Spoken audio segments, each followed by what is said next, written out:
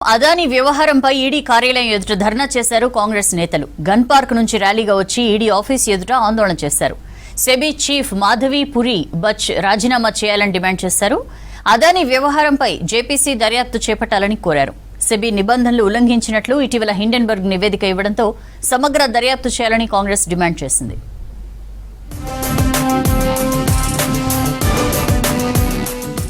కేంద్ర దర్యాప్తు సంస్థలన్నింటినీ గుప్పిట్లో పెట్టుకుని కొందరికే లాభం చేకూరేలా ప్రధాని మోదీ వ్యవహరిస్తున్నారని ఫైర్ అయ్యారు సీఎం రేవంత్ రెడ్డి.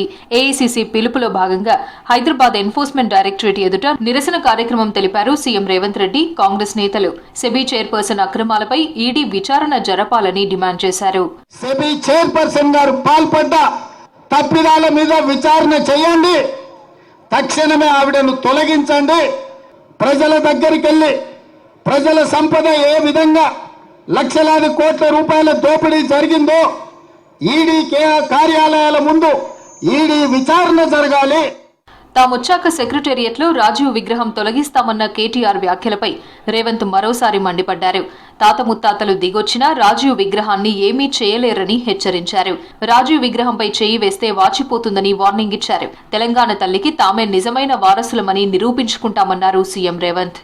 ఆ సన్యాసులు మోడీని అమిత్ షా గారిని మెప్పించడానికి సంతోష పెట్టడానికి అంతర్జాతీయ ఎయిర్పోర్ట్ కున్న రాజీవ్ గాంధీ పేరు తీసేస్తామంటారు. సచివాలయం ముందర ఉన్న విగ్రహాన్ని తొలగిస్తామంటారు. నేను అడుగుతున్నా, మీ తాతలు ముత్తాతలు మీ మొత్తం జాతి వచ్చినా రాజీవ్ గాంధీ గారి విగ్రహాన్ని కూడా ముట్టుకోలేరు. దేశంలో కాంగ్రెస్ వనరులను సృష్టిస్తే మోదీ వాటిని ధ్వంసం చేస్తున్నారన్నారు deputy CM Bhatti Vikramarka. Crony capitalist అయిన అదానికి దేశ సంపద దోచిపెడుతున్నారని ఆరోపించారు.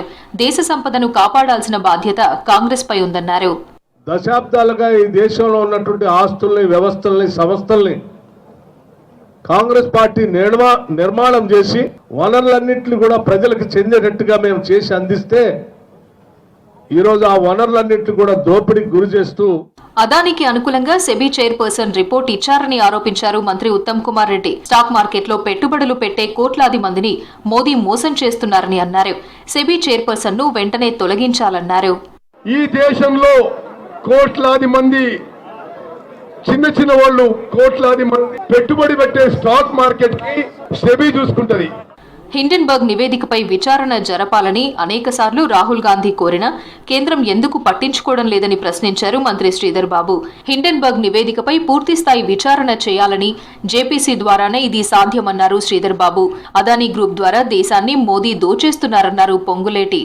ఈ రోజు వరకు కూడా నివేదిక అందించకపోవడం, దాని వెనుక ఏ కారణం ఉందని ప్రజలకు తెలియజేసే కార్యాచరణ తీసుకోవాలని కాంగ్రెస్ పార్టీ ఆలోచన చేసి దేశ యువత ఇబ్బందుల్లో ఉందన్నారు మంత్రి కోమటిరెడ్డి వెంకటరెడ్డి. ఇద్దరు స్నేహితులకే దేశ సంపద దోచిపెడుతున్నారని ఆరోపించారు. జేపీసీ అనేది కొత్త విషయం కాదని, అవినీతి ఆరోపణలు వచ్చినప్పుడు జేపీసీ వేయడం కామన్ అన్నారు మంత్రి పొన్నం ప్రభాకర్. అదానీ స్టాక్ మార్కెట్లపై విచారణకు కేంద్రం ఎందుకు భయపడుతుందని ప్రశ్నించారు. ఉద్యోగాలు ఇవాళ భారతదేశంలో విపరీతంగా నిరుద్యోగం పెరిగిపోయి ఈరోజు యువత అంటారు ఈరోజు ఇబ్బందులు. కానీ ఆయన దోస్తులు అదానీ, అంబానీ, ముఖేష్ అంబానీ లాంటి వారు 10,000 లోపల ఉన్న వాళ్ళు ఇవాళ 10 ర్యాంకు లోపల ప్రపంచంలోనే అత్యంతంగా ధనవంతులుగా మారిపోయిన ఏ సెబీ చైర్మన్ అయితే అదానీ మీద విచారణ జరపాల్లో వాళ్ళు కూడా అందులో మమేకం కావడం అంటే ఈ దేశ ఆర్థిక వ్యవస్థకు ప్రమాదం ఉంది. అందుకే ఇలా యొక్క బుచ్చుకు సంబంధించి అతని భర్త యొక్క ఇద్దరు కలిసి అదానితో కుమ్ముకైన ఈడీ, సీబీఐను వాడుకుని ప్రతిపక్షాలను బీజేపీ వేధిస్తోందన్నారు చెన్నూరు ఎమ్మెల్యే వివేక్ వెంకటస్వామి. అదానీ కుంభకోణంపై విచారణకు కాంగ్రెస్ మొదటి నుంచి డిమాండ్ చేస్తుందన్నారు. సెబీ చైర్మన్ అదానీకి మధ్య సంబంధాలు బయటపడాలన్నారు వివేక్. సెబీ షేర్ల వ్యవహారంపై వాస్తవాలు బయటకు రావాలంటే జేపీసీ వేయాల్సిందేనన్నారు పెద్దపల్లి ఎంపీ వంశీకృష్ణ.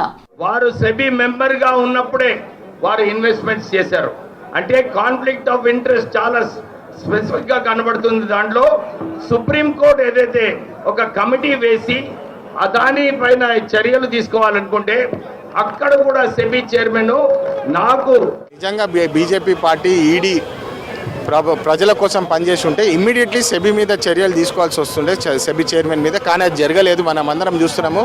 అది ఒక కామన్ మ్యాన్ అయి ఉంటే నెక్స్ట్ డే బీజేపీ మీద ఒక చిన్న వ్యాఖ్య చేసున్నా నెక్స్ట్ డే వాళ్ళ మీద ఈడీ రేడ్స్ జరిగేవి.